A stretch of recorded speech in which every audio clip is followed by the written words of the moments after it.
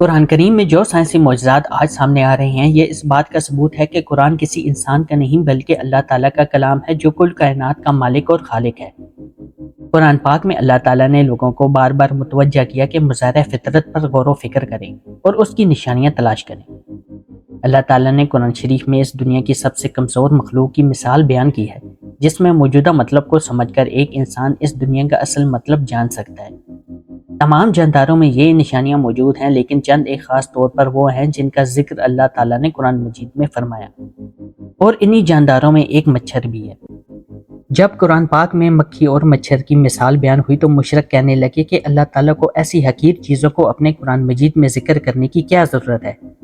تب اللہ تعالیٰ نے ان کے جواب میں یہ آیت نازل فرمائی کہ اللہ تعالیٰ بالکل بھی اس بات سے شرم اور ندامت محسوس نہیں کرتا کہ وہ کسی مچھر کی مثال بیان کرے یا اس کے اوپر کسی چیز کی۔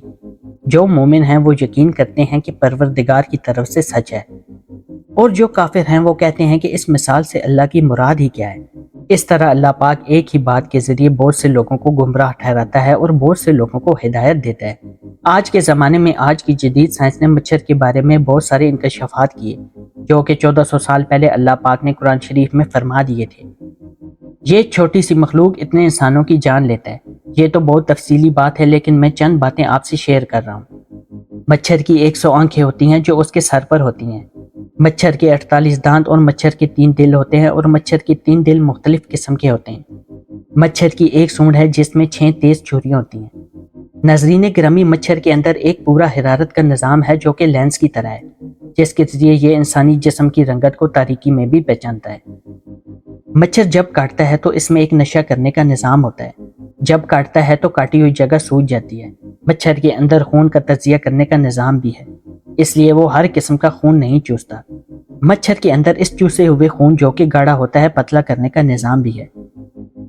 مچھر کے بارے میں آج تک کی سب سے بڑی تحقیق یہ ہے کہ مچھر کی پیٹھ پر ایک باریک چھوٹا سا کیڑا ہوتا ہے جو مائکروسکوپ سے بھی دیکھا جا سکتا ہے۔ کہ اللہ تعالیٰ مچھر اور اس کے اوپر چھوٹی سی چیز کی بھی مثال بیان کرنے سے نہیں شرماتا۔ 1400 سال پہلے اللہ تعالیٰ نے قرآن مجید میں یہی بات فرما دی تھی، جو کہ اس وقت کے گمراہ کافر لوگوں نے ماننے سے انکار کر دیا تھا، اور آج کی جدید سائنس نے ان آیات کو ثابت کیا ہے۔ قرآن مجید میں جتنی بھی سائنس کے متعلق آیات ہیں وہ سب سائنس آج مانتی ہے، اور سائنس نے پریکٹیکل کر کے ثابت بھی کیا۔ مچھروں کی پوری دنیا میں 3500 اقسام ہیں، اور ان تمام اقساموں میں مادہ مچھر انسانوں اور جتنے بھی جاندار ہیں ان کا خون چوستی ہے، جبکہ نر مچھر نباتات اور پھلوں کا رس چوستا ہے۔ سوال یہ پیدا ہوتا ہے کہ مچھر کی جنسی شناخت کو آج کی میڈیکل سائنس ثابت کر رہی ہے۔ آج ہمارے پاس ایسی جدید خودبینیں ہیں جو کہ کسی شے کو ہزاروں اور لاکھوں گنا بڑا کر کے دکھاتی ہیں، جبکہ اللہ تعالیٰ نے 1400 سال پہلے ہی بتا دیا تھا کہ وہ مچھر جس سے انسانوں کو تکلیف پہنچتی ہے وہ مادہ مچھر ہے۔ منافقوں نے اگرچہ مچھر اور مکھی کے چھوٹے پن کی وجہ سے اعتراضات کیے، لیکن ان میں اگر تھوڑی سی بھی عقل ہوتی تو وہ اس چھوٹے سے جاندار کی ساخت اور بناوٹ پر غور و فکر کرتے اور سمجھ جاتے۔ پیارے دوستو، انسان مظاہرہ فطرت اپنے ارد گرد ہر چیز پر غور و فکر کرے تو اسے ہر چیز میں اللہ تعالیٰ کی عظیم نشانیاں نظر آئیں گی۔